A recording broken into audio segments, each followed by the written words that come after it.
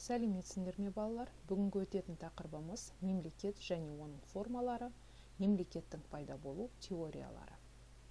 Мемлекет дегеніміз не? Алдымен бұл сұраққа жауап берейік. Мемлекет дегеніміз ол өз дербестігі бар және қоғамдағы арнайы органдардың көмегі арқылы басқарылатын саяси биліктің маңызды түрі. Мемлекет саяси жүйедегі ең маңызды институт болып саналады. Мемлекет құқықтық тұрғыдан өз әрекеттерін заң жолымен, яғни конституциямен реттейді және азаматтардың еркіндігі мен құқықтарын қамтамасыз етеді. Саяси билік бір субъектінің өз таңдауын мемлекет институттары мен оның ресурстарын пайдалану арқылы жеке тұлғаларға, топтарға, ұйымдарға, бұқараға байланыстыру мүмкіндігі. Саяси билік заң шығарушы, атқарушы және сот органдарымен жүзеге асады. Саяси биліктің жүзеге асуы мемлекеттегі институттар мен адамдардың үлкен тобы мүдделеріне сүйенеді. Саяси институт қоғамдағы саяси биліктің белгілі бір аумағын қамтитын әлеуметтік ықпалдастықтың тұрақты түрі. Қазіргі қоғамда мынандай саяси институттар қалыптасқан. Біріншісі ол парламентаризм институты.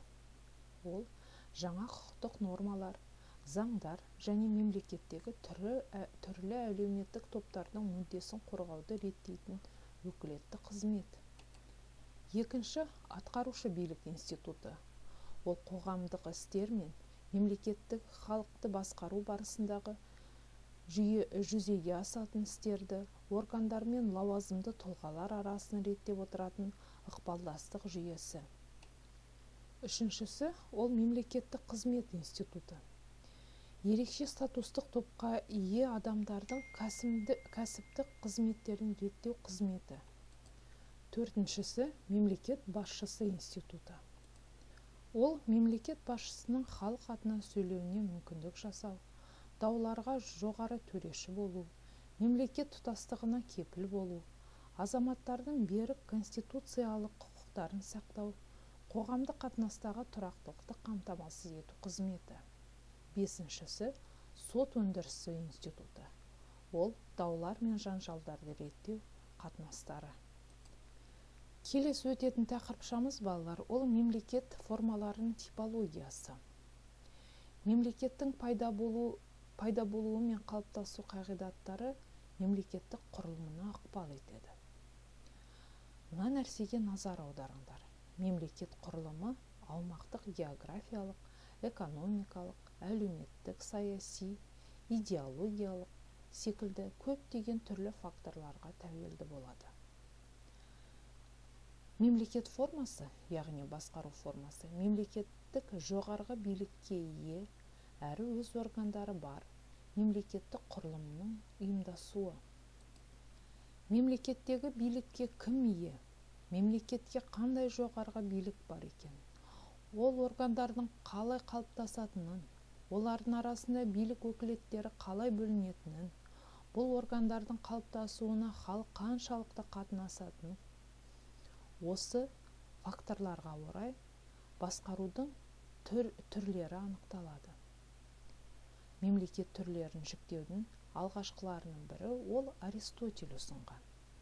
Ол екі белгі бойынша анықтаған. Біріншісі сандық, екіншісі сапалық. Сандық дегеніміз ол билікті иеленгендердің саны қанша екенін көрсетеді. Ал сапалық дегеніміз билеушілер билікті қалай пайдалануда? Ортақ мүдде үшін бе, әлде жеке пайда үшін бе екенін анықтайды. Осы қағидаттарға орай ол басқарудың үш дұрыс формасын және үш бұрыс формасын қалыптастырған. Үш дұрыс формасы ол билікті ортақ мүдде үшін пайдалану, патшалық, яғни монархиялық, ақсүйекпен жалпылық яғни республика. Ал үш бұрыс формасы ол билеушілер мен мүддесін ойлайтын билік, яғни тирандық, олигархиялық және демократиялық деп көрсетті. Аристотельдің қағидаттарын негізге ала отырып, итальяндық ойшыл Макиавелли мемлекеттің даму формасының жүйелілік қағидаттарын ұсынды.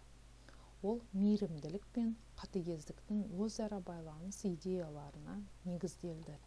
Макиавелли басқарудың үш жақсы формасын, яғни ол монархия, аристократия, демократия және басқарудың үш нашар формасын қарастырған: тирания, олигархия және анархия.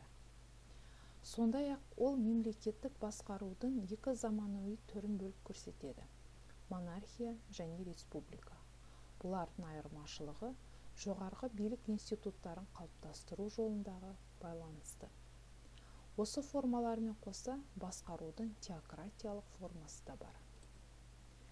Келесі өтетін тақырыбымыз, балалар, ол мемлекеттің пайда болу теориясы. Мемлекет әр халықта әр уақытта сан қилы жолдармен қалыптасты. Бұл сан түрлі болжамдар мен теориялардың пайда болуына ықпал етті. Мемлекеттің пайда болу туралы ең алғашқы теориялардың бірі ол теологиялық теория болып саналады. Теолог ғылымдардың пайымдауынша, мемлекет Құдайдың қалауынша іске асады. Сондықтан да мемлекеттік билік мәңгі, тұрақты және оған бағыну табиғи нәрсе. Билеушілер мемлекетті Құдайдың атынан басқарады. Осыған орай олардың билігі құдіретке ие, ал олардың берген жаңалықтары мен заңдары әділетті.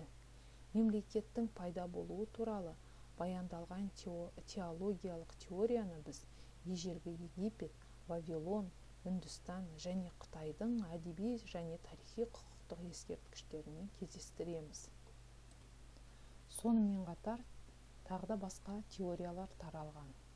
Олар патриархалды теория, шартты теория, күштеу теориясы, психологиялық теория, табиғи теория және маркстік теория.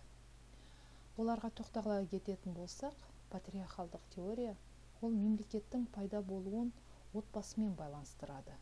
Күрделі ірі патриархалдық отбасы басшысы бірде мемлекеттің басшысына айналған.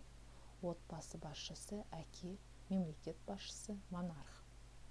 Шартты теорияға келетін болсақ, ол мемлекет шарт нәтижесі. Бұл шартты қабылдаушылар адамдар. Яғни осы шарттың негізінде адамдар өз бостандықтарын, өз билігін мемлекетке тапсырады. Күштеу теориясына келетін болсақ, мемлекеттің пайда болуы негізгі күштеу деп есептелінеді.